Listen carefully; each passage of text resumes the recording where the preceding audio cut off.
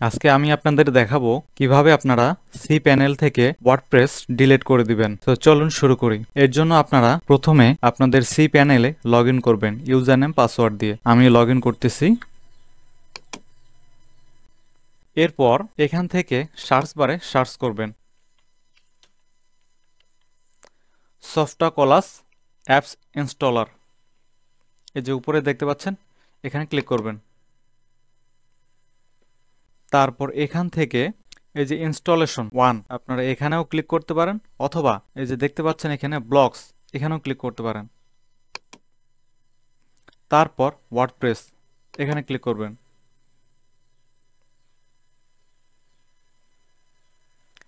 তারপর এখানে দেখতে পাচ্ছেন যে আপনার যতগুলা ওয়ার্ডপ্রেস এখানে ইনস্টল করা থাকবে এখানে লিস্ট দেখাবে। ঠিক আছে, সো এখানে আমার একটা ওয়েবসাইটের জন্য ওয়ার্ডপ্রেস ইনস্টল করা আছে, তাই এখানে একটি দেখাচ্ছে। সো এটা রিমুভ করার জন্য রিমুভ অপশনটা দেখতে পাচ্ছেন, এখানে ক্লিক করবেন।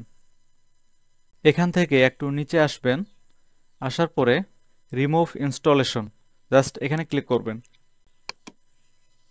ওকে, সো দেখেন আমাদের ওয়ার্ডপ্রেস রিমুভ হয়ে গেছে সাকসেসফুলি। ঠিক আছে, সো আপনারা যারা ওয়ার্ডপ্রেস রিমুভ করতে চান সি প্যানেল থেকে, আপনারা এভাবেই খুব সহজেই করতে পারেন। সো ভিডিওটি ভালো লেগে থাকলে রিকোয়েস্ট থাকবে আমার চ্যানেলটি সাবস্ক্রাইব করার জন্য। আসসালামু আলাইকুম।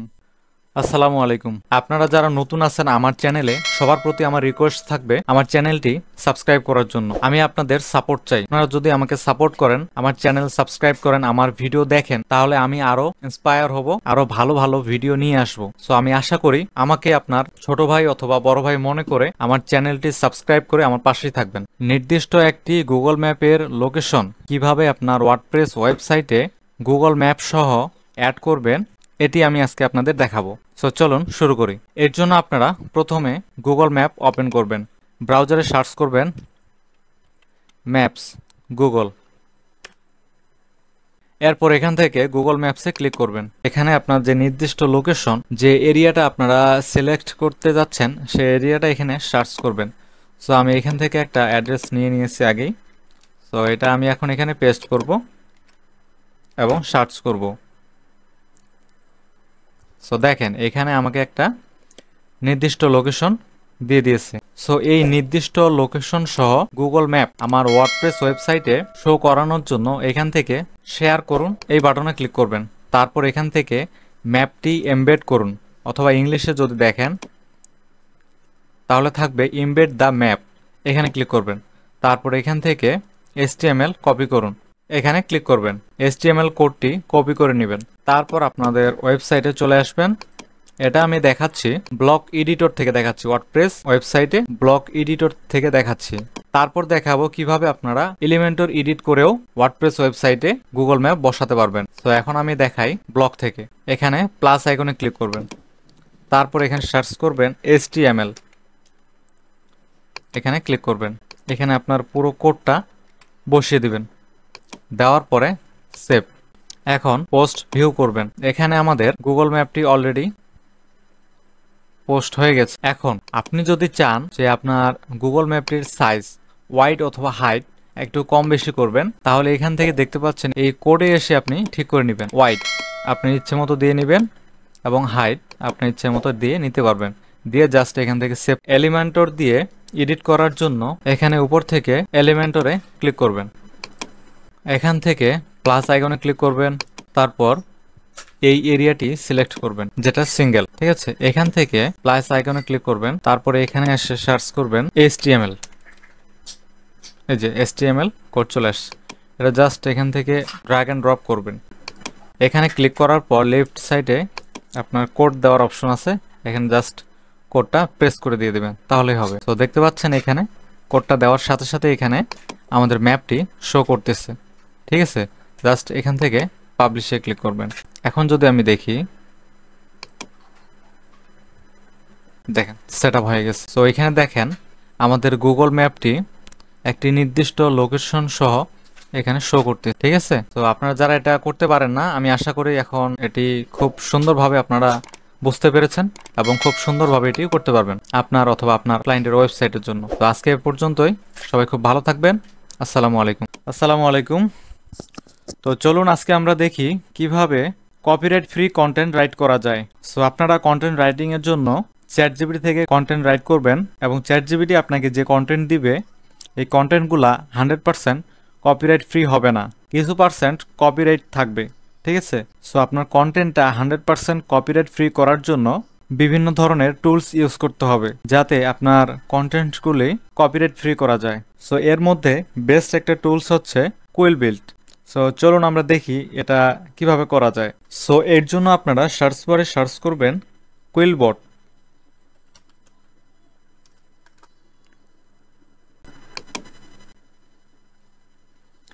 জাস্ট এখান থেকে অ্যাড টু ক্রোম এটা এক্সটেনশন অ্যাড করতে পারেন, অথবা এই লিফট সাইড থেকে এখানে ক্লিক করতে পারেন। তারপর জাস্ট আপনার কন্টেন্ট যে সেন্টেন্সে আপনার কপিরাইট আছে আপনারা জাস্ট সেই সেন্টেন্সটা কপি করে এই লিফট সাইডের বক্সে পেস্ট করবেন। তারপর প্যারাপস রাইট সাইডে আমাদেরকে কপিরাইট ফ্রি কন্টেন্ট দিয়ে দিয়েছে, কপি করে নেবেন, নিয়ে তারপর আপনারা আপনাদের সেই লাইনে পেস্ট করে দিয়ে দিবেন, তাহলেই হয়ে যাবে। ঠিক আছে, সো দেখেন এটা আমাদের কপিরাইট ফ্রি করে দিয়েছে। তো TikTok live gifts may not a available directly in Bangladesh. So এটা similar copyright free despite the fact that TikTok live gifts might not readily available in Bangladesh. So আমাদের অর্থ একই থাকবে, সেন্টেন্সের অর্থ একই থাকবে, বাট সেন্টেন্সের মধ্যে শব্দগুলো ভিন্ন হবে, বাট এই সেন্টেন্সের উদ্দেশ্য হবে একই, সিমিলার। তো আপনারা যদি এটি বাংলায় দেখেন,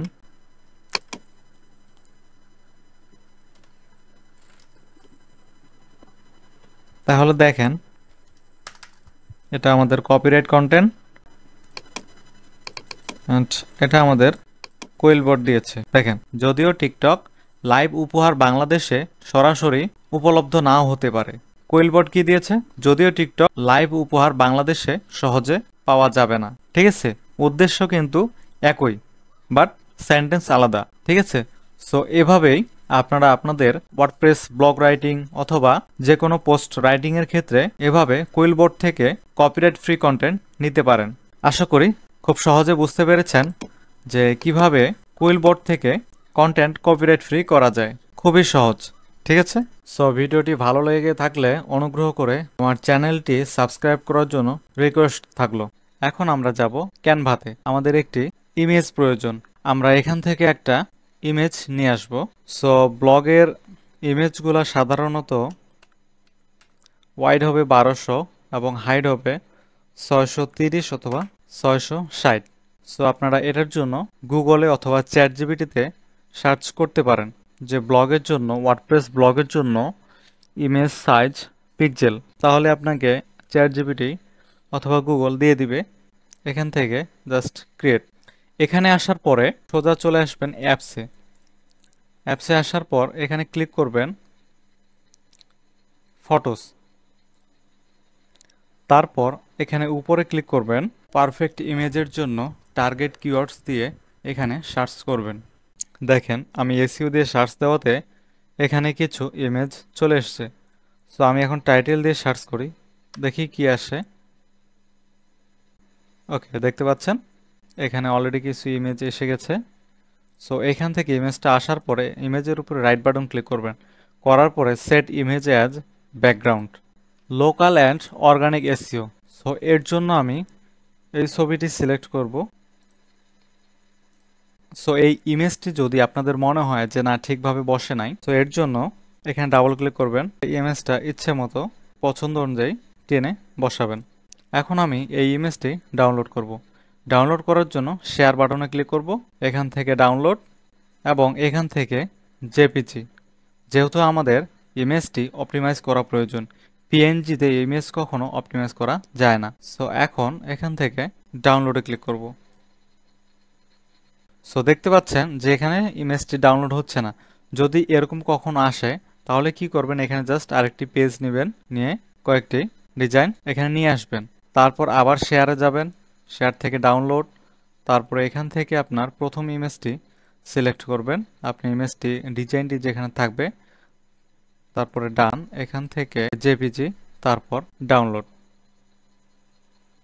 সো এখন দেখেন ইমেজটি ডাউনলোড হচ্ছে। ঠিক আছে, প্রবলেম সলভ। এখন যদি আমরা দেখি, আমাদের ইমেজটি ওপেন করে দেখি, দেখেন আমাদের ইমেজটি কিন্তু ডাউনলোড হয়ে গেছে।